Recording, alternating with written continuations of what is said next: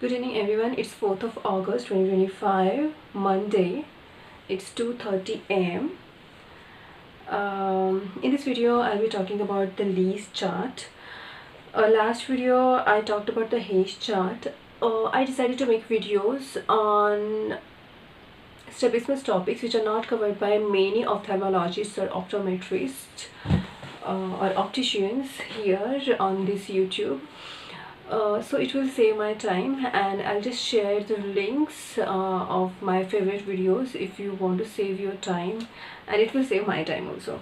So Lees screening test, I didn't see so many videos on it, only one video how the procedure is carried out and not so much in detail and so nicely, and I have never done this procedure, so I don't know, like whatever I know, it's through the book and it's through this video.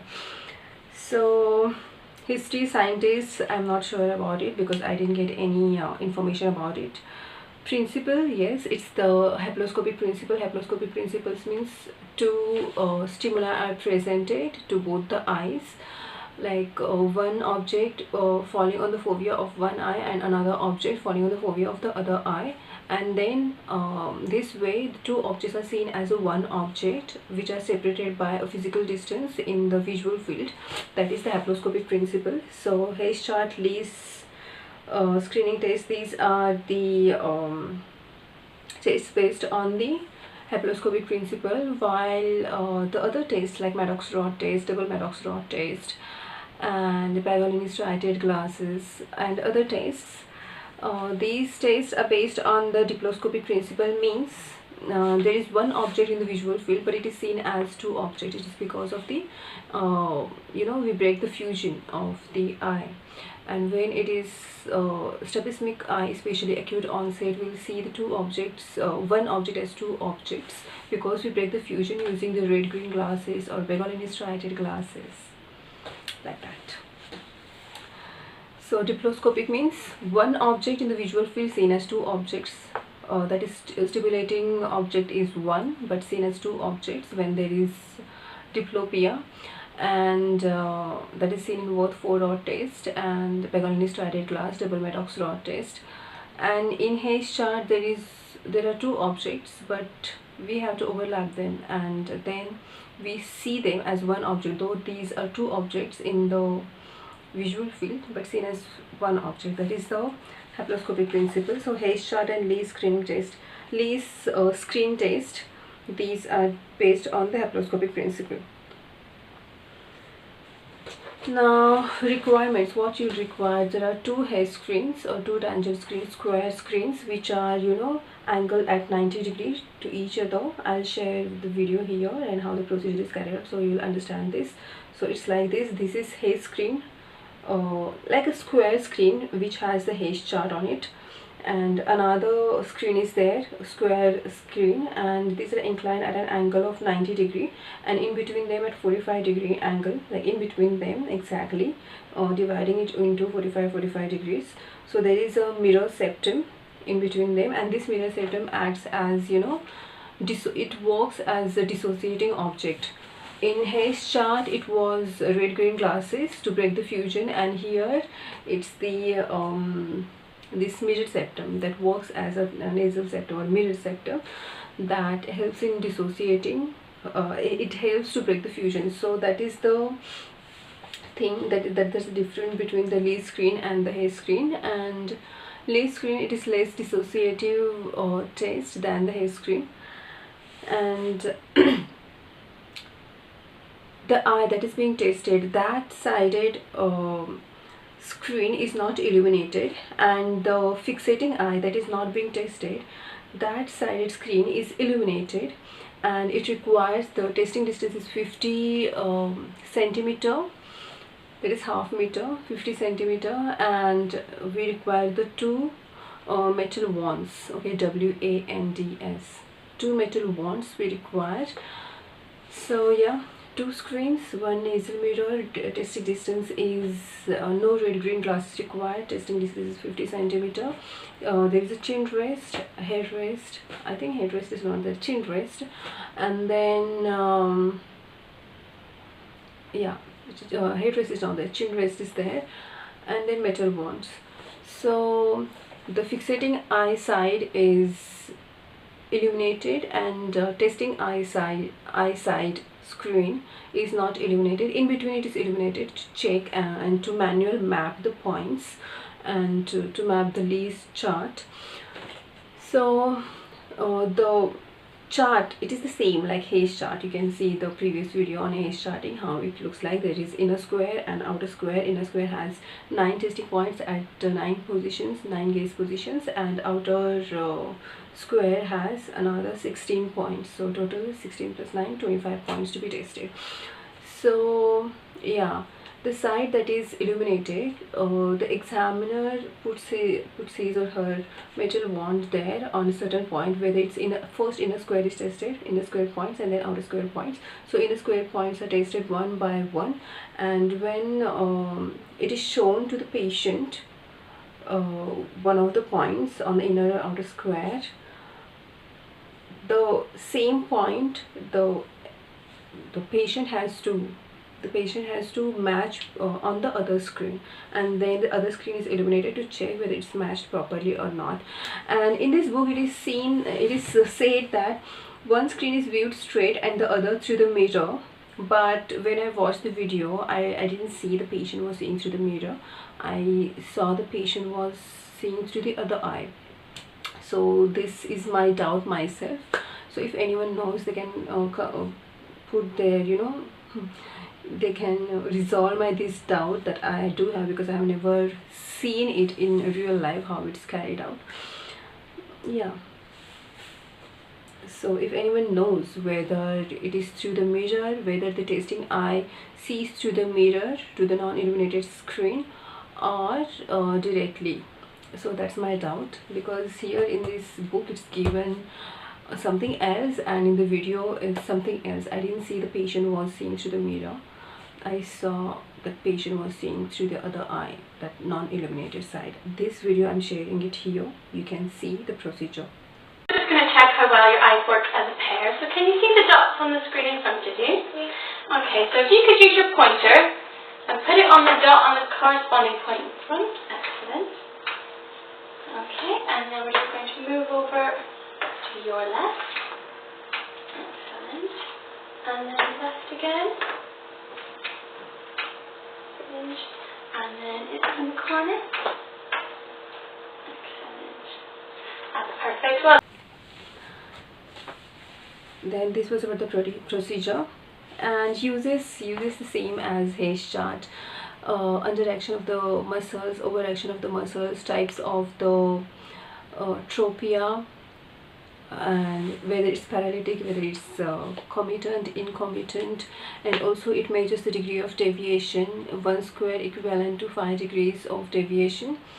And yeah, so, and AV pattern we can measure. A little bit sloping chart means AV pattern. And we cannot measure the torsion, we cannot detect and measure the torsion on Hayes charting and Lee's screen test. So that's the limitation of it. Limitation is what? It cannot detect the torsional. Yeah. And uses are paralytic, incommittant, committant squint, then restrictive squint. We can identify under action, over action of the muscles, type of the squint or tropias, and measurement of the degrees of the deviation. Limitation is we cannot detect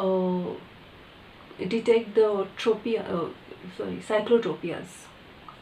We cannot see and measure the cyclotropias. We cannot detect the cyclodeviations using the Hayes chart and the Lee's chart. That's the limitation of it. So first you describe the principle, because history, I don't know. If you know, you can just put there history. Scientist, if you know about this Lee's chart, it's like a modified Hayes chart. Then principle, haploscopic principle, requirements, these two tangent screens and nasal mirror. septum and 2 metal bonds, and testing distance is 50 centimeter, less dissociating, and compare it little bit with the Hayes chart that it is less dissociative test than the Hayes chart.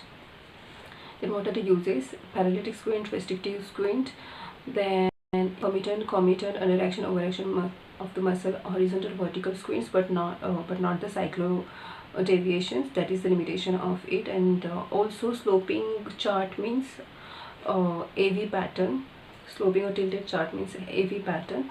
And what else is there? And horizontally compressed or vertically compressed or horizontally compressed is suggestive of the restrictive chart. So limitations done, uses done, testing procedure is done, and interpretation is covered. Actually, interpretation, you can just see the Hayes chart video. I have shared interpretation in my own videos from this Pradeep Sharma book, or you can go to other, if you want the extra examples. I have already shared the links of the videos which I liked about this Hayes chart interpretation. The interpretation is same for the Hayes chart, because Hayes screen test, because the mapping is manual in this Hayes screen.